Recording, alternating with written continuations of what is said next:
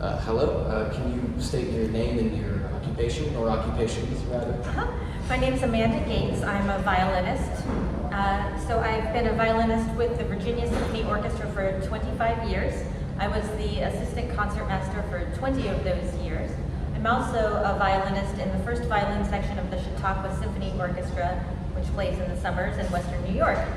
And most recently, for the past 3 years, I have served as the chair of the instrumental music department at the Governor's School for the Arts. So first things first, what exactly led you to choosing this career? What led me to choosing this particular career path? I would say I knew that I wanted to be a musician at a pretty young age. I was always interested in music. I was playing many different instruments, and I knew that that's where I had a natural talent and inclination. And later on, I discovered with the violin and with the right teachers that I had a particular interest and affinity for playing the violin. I would say by age 12, I knew I wanted to be a professional musician. So why? Something about expressing yourself musically engages all the different parts of the brain. So the analytical side of things when you're reading music and essentially decoding music, then the more subjective and emotional part of your brain when you're performing and bringing it to life for people. I loved the engagement of all parts of the brain. I loved thinking about composers, what they were trying to convey, how best to convey it, and then also integrating the physical aspect of playing. So how can you best use your body and your instrument to produce those sounds? So it engages sort of the whole person on a level that was very appealing to me and remains very appealing. And what exactly was the educational journey that led you to where you are now? So I took lessons starting at the age of 12, very quickly progressed through my first teacher, and I went to the premier violin teacher in the area of Northern Virginia and studied with him, and he had a very specific method, and he was a real taskmaster. So I really progressed quite quickly under him. His name was Carlton Harrod. And then I went to school at the Catholic University of America, where I studied with a Hungarian violinist named Robert Gerla. And Mr. Gerla was really pivotal to making me the musician that I am. And because there were not many music majors in my class at Catholic University, I was lucky enough to get 2 or 3, sometimes even more lessons per week with Mr. Gerla. So I continued studying with him. I then added to that program by studying orchestral excerpts specifically with Elizabeth Adkins, who was then the Associate Concertmaster of the National Symphony in Washington, D.C. And she taught me techniques specific to playing orchestral excerpts, which is a specific thing that we do as orchestral musicians. When you have to take an audition, there's maybe 20, 25 standard orchestral excerpts that we have to master to progress through the rounds of auditions. So I would credit Carlton Harrod, Robert Gerla, and Elizabeth Adkins being my major influences and major teachers. Now, beyond just the repertoire requirements and the natural skill that you have to have in your instrument, are there any sort of personality or character traits that are ideal for being a professional musician? Yes, this is a good question. Absolutely. So I would say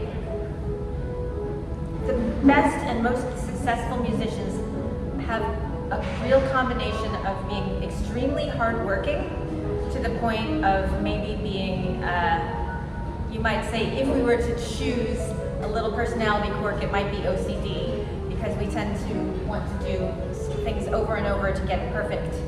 I think that's kind of crucial to have at least some ability to do that, to really focus on a single task in a very repetitive way. I also think, on the flip side, or in conjunction with that, a good musician needs to be extremely open to new experiences, to new ways of expression, to people. You don't have to have that, but if you do, you're going to be far more successful. Because instead of closing yourself off to, well, I don't like this composer, I don't like this style, I don't like this or that, if you remain open and flexible and curious about the music that you're playing, any kind of music that you're playing, that will come across to your audience. And your audience is not just people who are clapping for you. Your audience are the contractors who are going to be hiring you. Your audience is your peers who will be asking themselves, who do I want to ask to play on this gig? So if you possess those two things, hard work and openness, I think that will really take you far as a musician. Now, what do you think are some of the biggest sort of misperceptions or just misapprehensions with your career? So there are many. Another great question. I think there is a perception in the general public that musicians are somehow lazy or sloppy. You know what I mean? Yeah. And I think with the successful musicians, nothing could be further from the truth. There is also, and this might be specific to classical musicians in a sense, but I think sometimes I will get people saying, oh, it must be so great to be so creative while you're working. And yes, there's an element of creativity, but when you are in a professional orchestra, everything is very structured and hierarchical. So you know this from playing with us in the orchestra. The conductor is the one who decides ultimately the interpretation of the work that is to be performed. Then you have various section leaders who will tell you, what bowing you're going to have to do, and sometimes even what string to play it on. So the element of creativity is not quite so much there when you play in an orchestra. When you're able to break out and play a solo or maybe some chamber music, then you do have a little bit of more input into the process. But in general, I would say it's a creative field in the larger sense, but in the day-to-day sense, what an orchestral musician does is not actually as creative as the general public might think. And they are extremely hard-working. So when you see they get together and maybe they play 2 or 3 concerts a week, and the general public might say, oh, they only work 8 hours a week.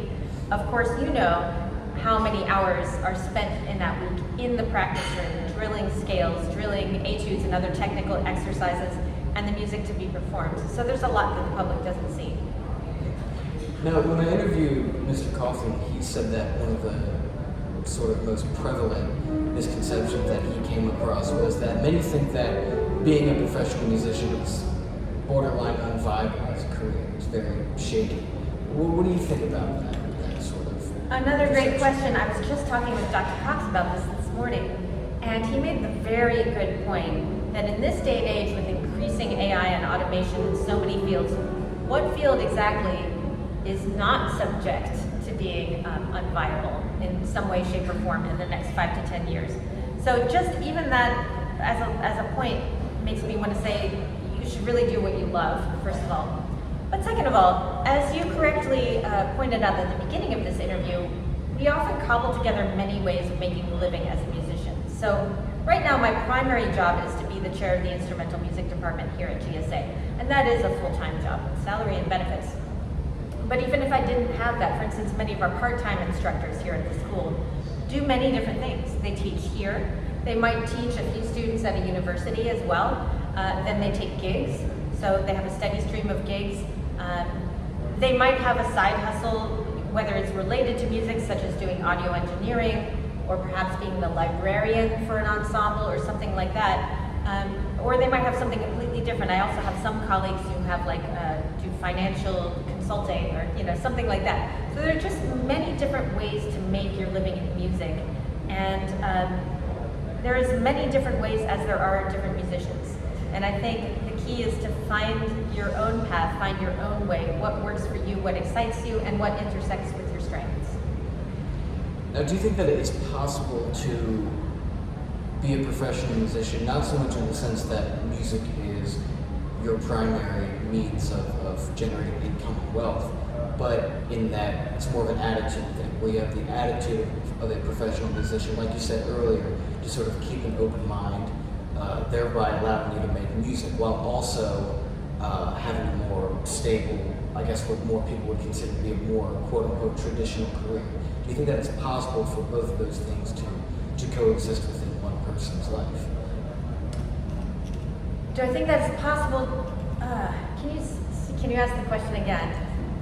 Like, do you think it's possible for a person to be a professional musician, not that they do music for a living, but that they possess the sort of qualities of a professional: professionalism, sort of self-advocacy, a sense of creativity, while also, having a more standard career on the side.